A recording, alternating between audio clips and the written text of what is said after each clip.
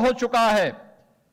अब यह भारत की अर्थव्यवस्था का एक ग्रोथ इंजन बन करके एक नई पहचान के साथ विरासत और विकास का एक नया मॉडल बनकर के उत्तर प्रदेश आज देश और दुनिया के सामने है। अब यहां पर प्लान नहीं होती है, अब लोगों के लिए रोजगार की संभावना है। आप सोचो, आज प्रातःकालीन सत्र में मैंने महिला और बाल विकास विभाग के 18,000 से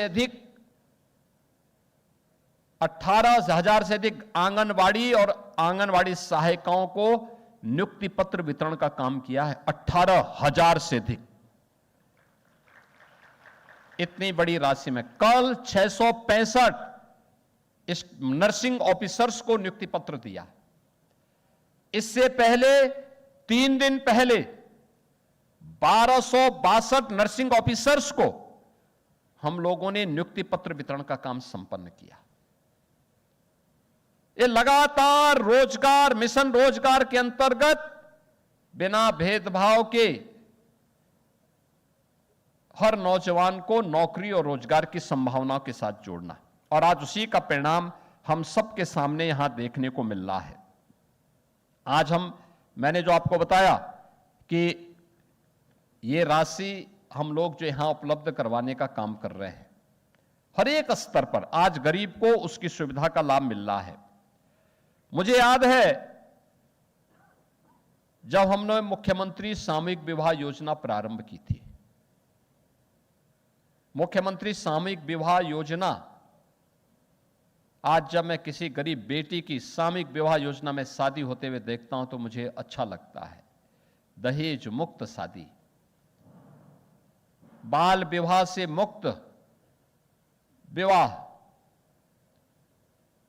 और उसमें परिवार के लोग नातेदार रिश्तेदार आते हैं, निमंत्रण पत्र जिलाधिकारी के द्वारा वितरित होता है, मंत्रीगण वहां पर आकर के उस योजना में अपना शुभकामना देते हैं, और उस योजना के साथ जुड़ करके देख करके हमें अच्छा लगता है कि गरीब की बेटी में मंत्री जा रहा है और जिलाधिकारी निमंत्रण पत्र बांट रहा है।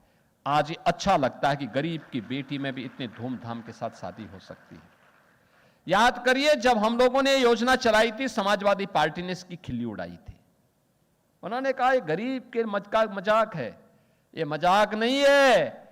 5,54,000 बेटियों की शादी अब तक इस योजना के अंतर्गत हो गई है। 5,54,000। और बेटी की शादी में हम लोग, बेटी की शादी में प्रदेश सरकार की तरफ से 1 लाख रुपए की सहायता राज्य सरकार के द्वारा प्रदान की जाती है। मुझे बताते हुए प्रसन्नता है कि कोरोना कालखंड में उत्तर प्रदेश के बहुत सारे नौजवान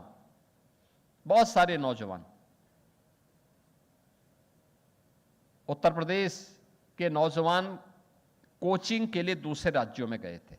लॉकडाउन लगा, परिवार में चिंता हुई, मुझे राजस्थान में यहां की बसेज भेजनी पड़ी उन बच्चों को सुरक्षित लाने के लिए, और तब हम लोगों ने अभ्युदय कोचिंग प्रारंभ किया था। अभी इसमें और कार्य किए जाने की आवश्यकता है।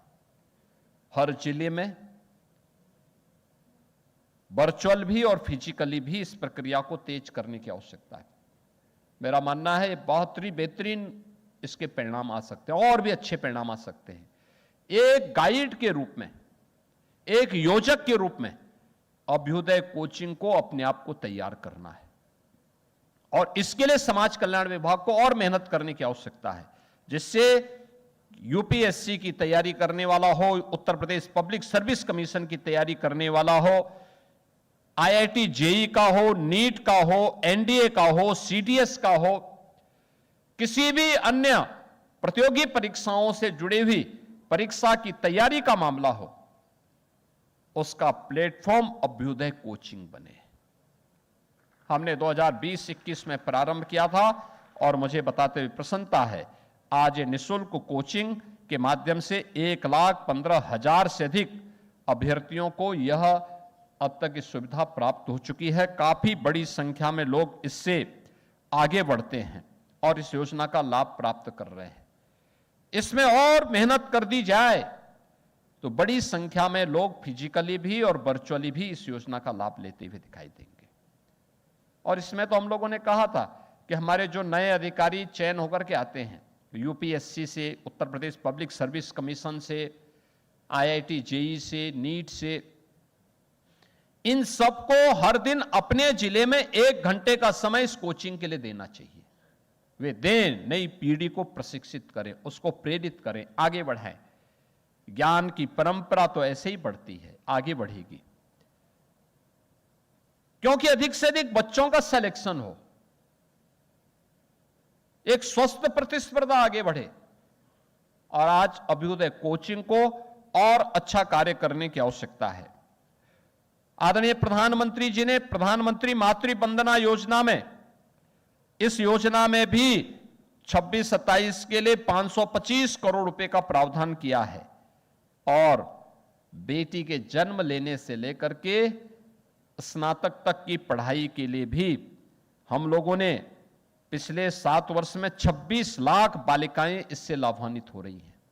26 लाख बेटियां मुख्यमंत्री कन्या सुमंगला योजना से लाभान्वित हो रही हैं, जिसमें 25,000 रुपए की राशि हम 6 स्टेजेस में बेटी के खाते में उपलब्ध करवाते हैं। और मुझे बताते हुए कि हमने नए बजट में भी 400 करोड़ रुपए की व्यवस्था इस योजना के अंतर्गत की है, जिससे उन बेटियों को इस योजना के साथ जोड़ करके लाभान्वित किया जा सके। आज मुझे बताते हुए प्रसन्नता है कि सरकार ने नए बजट में ढेर सारे प्रावधान किए हैं। कामकाजी महिलाओं के लिए छात्रावास का निर्माण, लखनऊ, गौतम बुद्ध नगर, गाजियाबाद, इन सभी में 500 क्षमता की छात्रावास के निर्माण के लिए धनराशि उपलब्ध करवाया जा रहा है। मुख्यमंत्री श्रमजीवी महिला छात्रावास में मेरठ, प्रयागराज, गोरखपुर, कानपुर, झांसी, आगरा में 500 की क्षमता के लिए भी आधुनिक छात्रावास के निर्माण के कार्य किए जा रहे हैं और इसके लिए भी धनराशि है। 2 करोड़ नौजवानों को स्वामी विवेकानंद युवा सशक्तिकरण योजना के अंतर्गत टैबलेट वितरण का कार्य, जिसमें 50 लाख नौजवानों को हम दे चुके हैं। शेष नौजवानों को इस राशि के वितरण के लिए भी इस बार हम लोगों ने इसमें 2,375 करोड़ रुपए इस बार के बजट में भी रखे हैं और वह भी शीघ्र वितरण के कार्यक्रम आगे बढ़ने हैं। इसके साथ ही हम लोगों ने महिला उद्यमिता सशक्तिकरण योजना के अंतर्गत हर जनपद में एक उत्पाद, वन जनपद, वन डिस्ट्रिक्ट वन प्रोडक्ट के अंतर्गत वहां के प्रोडक्ट को डिस्प्ले करने के लिए और महिला उद्यमिता को बढ़ावा मिल सके, इसके लिए भी हम लोगों ने धनराशि की व्यवस्था की है। मुख्यमंत्री युवा स्वरोजगार योजना, युवा रोजगार के अंतर्गत भी हम लोगों ने धनराशि की व्यवस्था की है और प्रत्येक जनपद में युवाओं की स्किलिंग के लिए और उनके एम्प्लॉयमेंट के लिए लौह पुरुष सरदार वल्लभ भाई पटेल एम्प्लॉयमेंट जोन, यानी ये स्किलिंग का एक वर्ल्ड क्लास सेंटर हर जनपद में बनेगा, जहां पे कोई भी नौजवान अगर रोजगार और नौकरी चाहता है वो उस सेंटर में जाएगा, उस सेंटर उसकी स्किलिंग भी करेगा, उसको एम्प्लॉयमेंट भी उपलब्ध करवाने का काम करेगा। इस पर भी प्रदेश सरकार ने कार्य प्रारंभ किया है और ये तेजी के साथ उत्तर प्रदेश के अंदर इस कार्यक्रम को हम आगे बढ़ाने का काम कर रहे हैं। डिजिटल एंटरप्रेन्योर योजना के अंतर्गत 8,000 न्याय पंचायतों में महिला उद्यमिता को बढ़ावा देने के लिए डिजिटल उद्यमी तैयार करने का लक्ष्य रखा गया है, जिसमें जो भी डिजिटल एंटरप्रेन्योर न्याय पंचायत स्तर पर एक सेलेक्ट होगा। 8,000 न्याय पंचायतें हैं, उन्हें 10 लाख रुपए तक का लोन ब्याज मुक्त और गारंटी मुक्त हम उपलब्ध करवाएंगे और वह वहां पर एक नए डिजिटल एंटरप्रेन्योर के लिए वहां पे नए रोजगार के सृजन में अपना योगदान देगा। और हमने सुनिश्चित किया कि 50% इसमें रिजर्वेशन महिलाओं के लिए होगा, महिलाएं इसमें नए उद्यमिता को आगे बढ़ाने का काम करेंगे।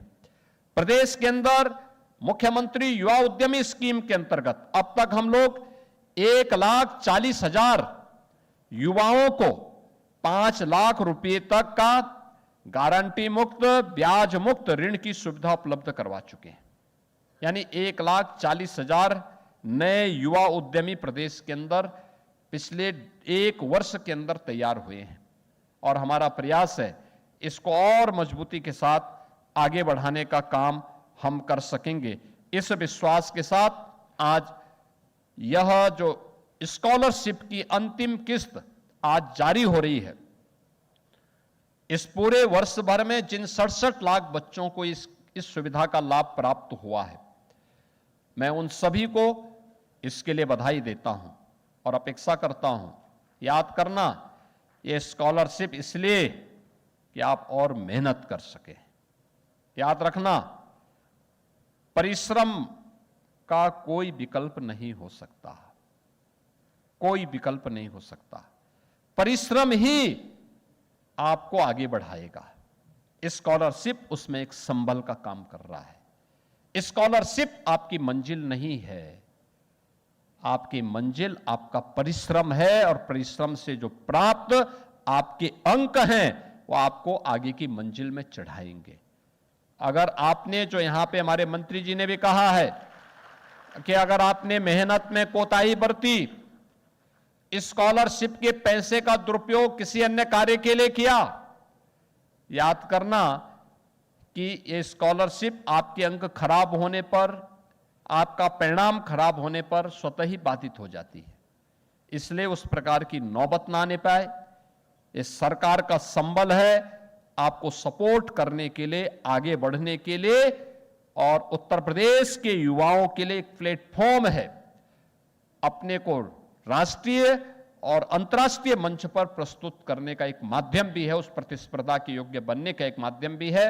मैं इस अवसर पर इन सभी 67 लाख नौजवानों को जिन्हें इस वर्ष स्कॉलरशिप की सुविधा का लाभ प्राप्त हुआ है, उन सबको बधाई देता हूं, उन सब के प्रति अपनी शुभकामनाएं देते हुए अपनी वाणी को विराम देता हूं। धन्यवाद। जय हिंद।